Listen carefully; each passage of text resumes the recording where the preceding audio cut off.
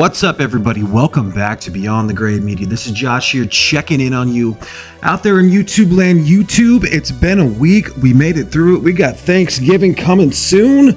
Give yourself a little stretch in a bed. Oh my God, we made it.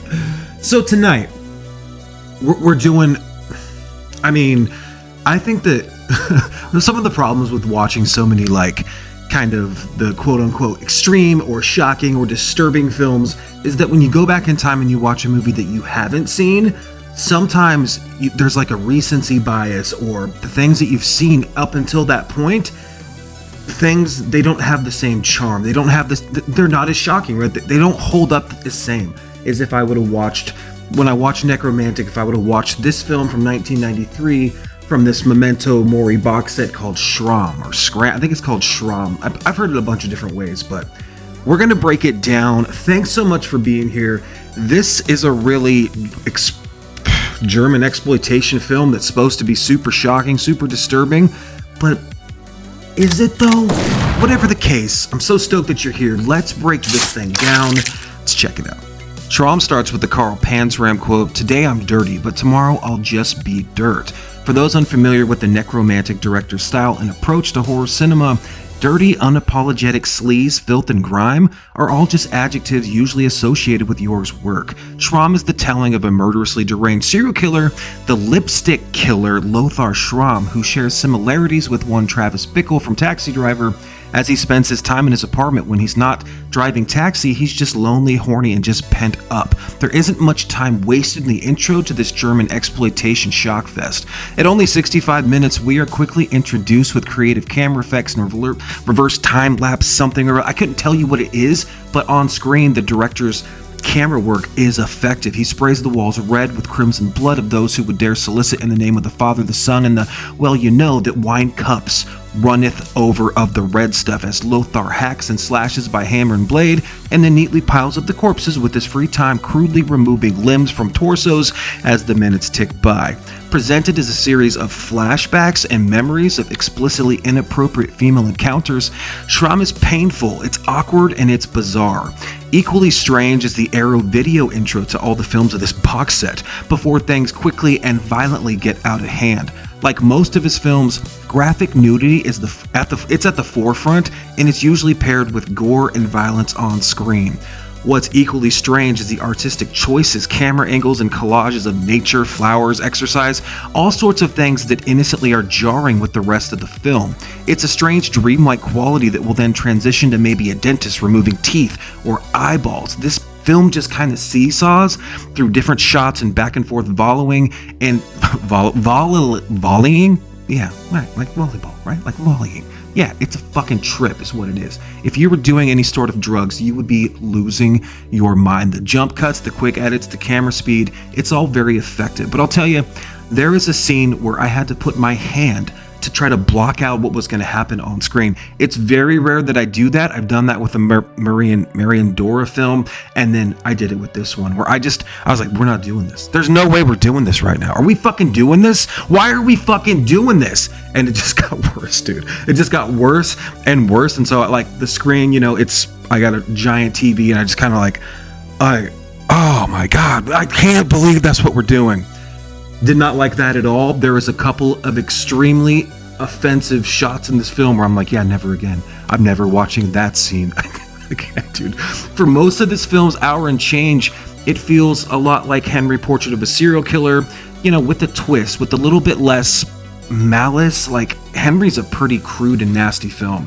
Our boy Lothar falls for the working gal who lives next door, so he's witnessing a growing number of men coming and going, and settles for voyeuristic tendencies and never quite feels good enough.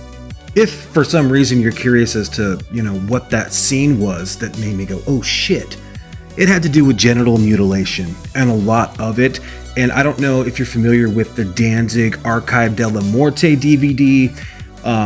It's got 3 versions of the song from Thrall Demon Sweat Live. It's coming down, and there is, there's the standard version, there's the unrated version, then there's an uncensored version with the hammer and nails, and that is exactly what takes the cake for that scene. And so then, yeah, we, the viewer, were forced to sit through these painful body transformations, body mutilations, body modifications that never seemed to justify or satisfy his past rejection and his past dysmorphia. And that, for me, for this film, was a lot. That was the stuff that I was like, all right, I don't really want to watch that stuff again. But, and then talking about the picture quality and the kind of film that is used, I do think that, I don't know if this is shot on 16 or what, but it does add a considerable amount of believability and charm to what I think is an otherwise rather flat storyline. Interestingly enough, this film suffers from a lack of hype, because all I've ever heard about it were relatively glowing things, but you don't hear a lot about it because it's been so hard to find. So for me, I think even at 1 hour and 5 minutes, this thing is still too long. I can't say that anything really happens that's of note, while also saying that there is some seriously vile and nasty shit that does happen. But it's just so few and far between that there is some things that are just stuck in a drawer. He is dismembering some bodies. There's some stuff here. I think there's enough meat on the bone to say, yeah, you should watch it if you're into his other films, but this is not, I don't think this is even close to as good as Necromantic 1 or 2, and I haven't seen I forget the King, I haven't watched that one yet in the set, but I just think that, the Lipstick Killer, it's like this film is shot through the eyes of his life is flashing before his eyes, right? So he's dying in the first scene, spoiler, like it's the first thing you see, and then he's going back through in time and kind of like remembering all the things that have happened. But the things that have happened, while they are traumatic and they're messed up, I don't know. I just think it's kind of a safe film, besides a couple of really, really gross scenes. But other than that, relatively tame and maybe just a little bit tedious compared to Necromantic, which has a similar tone, similar speed. It's also very short. It's not even close. This film just didn't work for me. I still think that, I don't know, man. I don't know. Maybe I don't know. It just undelivered, minus the scene that I wish I'd never see again, right?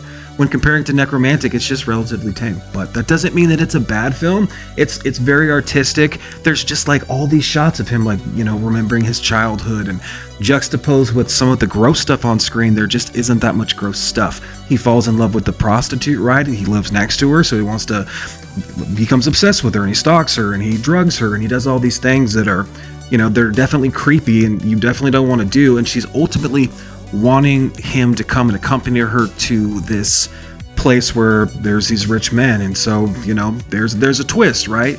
And it just, I don't know. I guess I just didn't think, I didn't like it.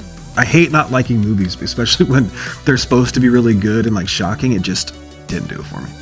I can't say that I didn't like it, because I like this director and I love this box set. I just expected a lot. I think I really, really wanted to love it. I just thought it was, if you're going out of 10, this is a 5 out of 10. This is just middle of the road. It's not even close to what I expected it was going to be. So I'm gonna recommend it for people that like his other work, because there's some really cool dolly shots. There's these really cool shots where you're like watching this guy train, like the camera just kind of slowly flips up and down and it does this there's some really cool contraptions. There's great shots. The music, I think, is also excellent. There's some really cool, just like really brooding, kind of tense. It's not synthy. I don't know how to describe it, but I wrote that down. I really, really like the music to this film. But yeah, I thought it was pretty tame compared to some of his other films. So this is the Memento Mori box set that has Necromantic 1 and 2. I know I've showed it off before. And then it's got, how do you say it?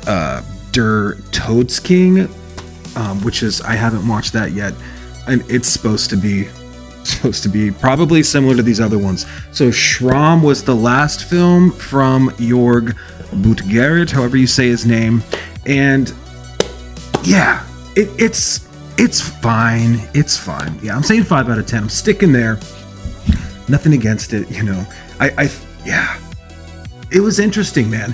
I guess I thought that because the idea is you're watching a serial killer, I figured we were going to actually have more of the victims. And so maybe that's the fucked up part of me that wanted that, and maybe it's not the director's fault. I thought we were totally going to get, 1 hour and 5 minutes of brutal killings and people. I just thought it was going to go hard, and it was just more like, oh, what caused me to be this way? You know, more like trauma, and that's kind of, yeah. You know, it's interesting. It was definitely a trip. I watched somebody review it and they said that there's too many things happen in an hour and 5 minutes. I was like, I didn't think really anything happened. There's like, you know, a disfigured genital that goes into somebody's drawer, like with lipstick, and it has a mouth, and that's pretty crazy looking. There is some things that happen to the guy. There's some scenes, man, that will be like, oh, that was pretty gross, or that's kind of shocking. I think the gore that is in this film looks really good, but there's just not a lot of it. So I thought it was going to be an hour and 5 minutes of just freight trains, bam, bam, bam, bam, bam. So, you know, for what it is, yeah, it's, God, I hate saying movies aren't good, especially ones that are like kind of loved by the horror community, but I'm going to have to stick here. I'm going to say it's fine. It's fine. I own it. I wanted to love it because it was kind of an expensive box set at like $70 or whatever, but I love the first two Necromantics, not a big fan of Schramm. So let me know, have you seen this film? I know there's a couple of Blu-ray releases before this one. I thought that it's kind of filmed where I don't think it's 4:3 perspective. It could be, but on my TV, I think I have a 40-inch in the bedroom, and it fills most of the screen, but it is kind of like tucked in. That might be 4:3, but it looks good. There's a lot of grain in it, but it kind of adds to the picture. I think it does work. And like I said, the music is killer, and the girl that plays the prostitute, she does a great job. Maybe I just don't like the actor that plays this Schramm guy. I just didn't. He's twisted, I guess, but I didn't believe him. I was like, what's the matter with you? I was just a little shitty about it. So yeah, let me know if you've seen this film. If you want to see more from me, please like, comment, and subscribe. It's kind of hard out there for a horror fan. There's been some cool releases, but there's nothing that I can really pick up in store, and that's what I like to do. I love going to the store and buying things in person and getting my mitts on them. So I'm going to just have to place a couple of orders on Diabolic and Amazon and just see what comes. But yeah, I did pick up, I was looking for the Terminator on 4K. I wanted that so bad today. My buddy Donnie wants me to review it. Told him I would, so I just got to get it so I can actually see what it looks like. I've heard it's the best of the James Cameron. Hopefully soon, Donnie, hopefully soon. And I see all the new likes and comments and shares. I can't even believe it, man. If you would have told me 6 months ago that I was going to be closing in on 1,200 subscribers, I would not believe you. That I so appreciate it. I can't even tell you. I'm just some dude that just wants to talk about fucked up movies and kind of go through the whole gamut, right? So I see all you new subs. People are down there commenting and kind of telling me what they would watch, why they don't like something, talking shit, bantering, trying to convert me to a new religion. So I think that it is working, whatever we're doing. It's working, folks. We're building momentum. I'm closing in 100,000 views. Yeah, unbelievable, man. I'm so appreciative. Thank you guys so much out there.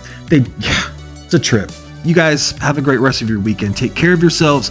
We'll see you very soon. Cheers.